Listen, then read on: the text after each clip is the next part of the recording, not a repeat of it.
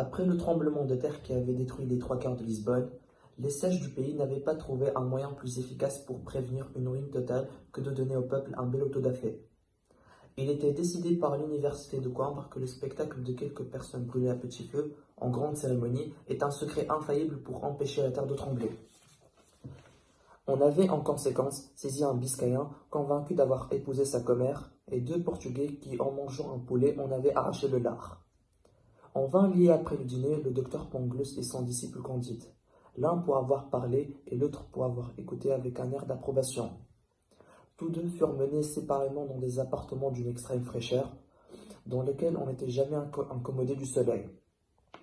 8 jours après, ils furent tous deux revêtus d'un Saint Benito et on orna leur tête de mitres de papier. La mitre et la Saint Benito de Candide étaient peints de flammes renversées et de diables qui n'avaient ni queue ni griffes.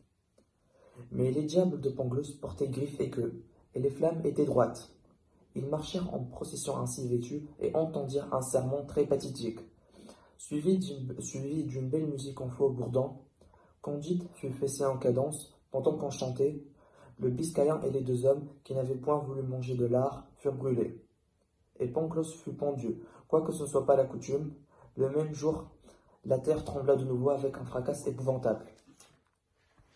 Durant le XVIIIe siècle, les Lumières tentent d'aller à l'encontre d'un état d'esprit durable ou passager, caractérisé par une perception positive du monde, en critiquant les mœurs de la société. De plus, plusieurs écrivains et philosophes tentent de soutenir cet esprit critique à travers l'ironie. Nous pouvons citer l'exemple du conte philosophique Candide ou l'optimiste écrit par Voltaire. Ce dernier met en scène des personnages optimistes qui, durant leur voyage, vont être confrontés à plusieurs péripéties et obstacles, à l'image de ce dont Voltaire tente de critiquer. On peut citer l'exemple de l'extrait du chapitre 6, durant lequel Candide et Pangloss traversent la capitale portugaise au lendemain d'un tremblement de terre en Lisbonne, survenu en 1755. Les menant à un tribunal judiciaire de l'Église qui vont les condamner à être exécutés durant une cérémonie de l'autodafé. On peut donc se demander comment Voltaire réussit-il à dénoncer cette inquisition à travers un apologue. Pour cela, nous pouvons remarquer que le texte est séparé en quatre parties différentes. Du début jusqu'à la terre de trembler, la prise de décision de l'autodafé. On avait en conséquence jusqu'à jamais incommodé du soleil, la désignation des coupables, puis de 8 jours jusqu'à musique à faux bourdon, le déroulement de la procession religieuse, puis finalement de Candide fut fessé jusqu'à la fin, l'exécution de la sentence. Pendant la première partie de la prise de décision de l'autodafé, on peut relever les sages du pays n'avaient pas trouvé un moyen plus efficace pour prévenir une ruine totale que de donner au peuple un bel autodafé. Un relevé dans lequel on peut remarquer la présence de plusieurs termes amélioratifs, les sages, efficaces et belles, qui sont ici à comprendre dans un sens contraire et créent une complexité avec le lecteur.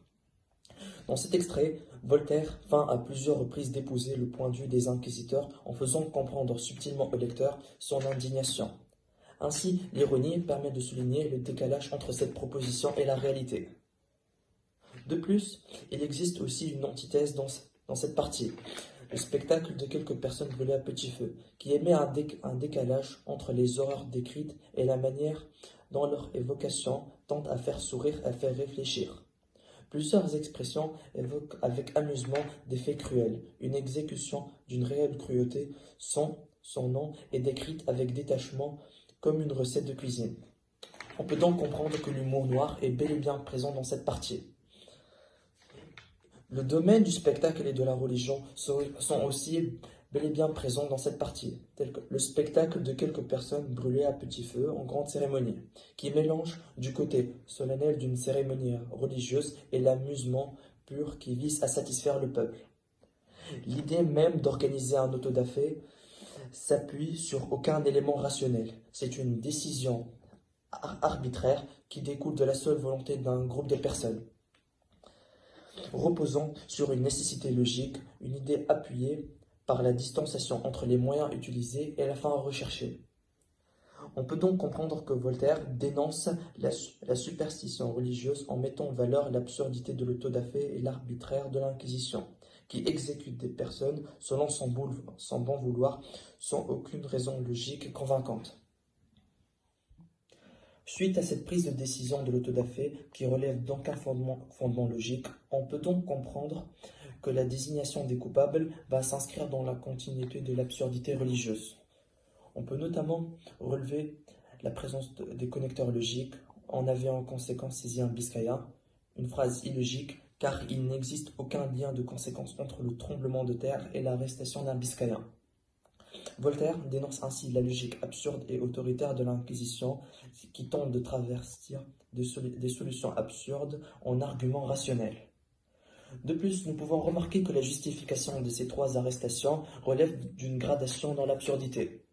En effet, les Biscayens accusés d'avoir épousé sa commère, les Portugais condamnés parce qu'ils avaient arraché le lard d'un poulet, et Pangloss et Candide car l'un pour avoir parlé et l'autre pour avoir écouté.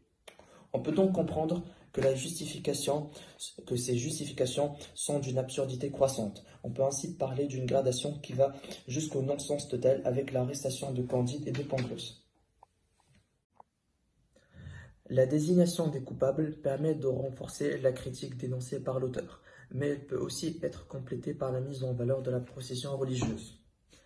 En effet, on peut relever la présence du vocabulaire, du costume théâtral, du déguisement, un Saint Benito, mitre de papier, flamme renversée, diable qui n'avait ni queue ni griffe. Dans cette partie, le narrateur s'attarde sur la description de la cérémonie. L'autodafé, décrit par Voltaire, apparaît donc comme une parade de carnaval, alors que l'ensemble du récit est très rapide. On peut aussi retrouver de nouveau la présence du champ lexical du spectacle.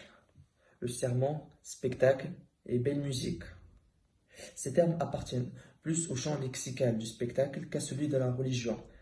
L'idée est de divertir le peuple avec des jeux pour détourner des questions plus exigeantes. Suite à cette mise en relief de la procession religieuse, Voltaire tente de donner de l'importance au dénouement final de la cérémonie, qui est l'exécution de la sentence. Dans cette dernière partie, on peut relever la phrase finale de l'extrait. Le même jour, la terre trembla de nouveau avec un fracas épouvantable, qui est le même événement cité dans la première phrase de l'extrait, après le tremblement de terre. La circularité du texte met en valeur l'unité narrative de cet extrait. Le texte s'ouvre et se termine sur l'image d'un tremblement de terre, montrant ainsi une dernière fois l'inefficacité de cette cérémonie de l'autodafé, n'ayant eu aucun impact sur le tremblement de terre. Pour conclure, Voltaire est parvenu à mettre en valeur l'aspect irrationnel de la religion en montrant aux lecteurs l'absurdité de leurs actes, représentés dans cet extrait grâce à la prise de décision de l'autodafé. Une cérémonie qui marque la rupture entre l'esprit religieux et la réalité d'un monde à la recherche de nouvelles réflexions bien fondées. Une pensée transmise par l'auteur qui garde toujours l'aspect ironique tout au long de l'extrait. Un esprit critique qui peut nous faire référencer celui de Montesquieu dans son roman épistolaire Les Lettres persanes, qui s'oppose à la royauté de Louis XIV, mais tout en restant dans une ironie assumée.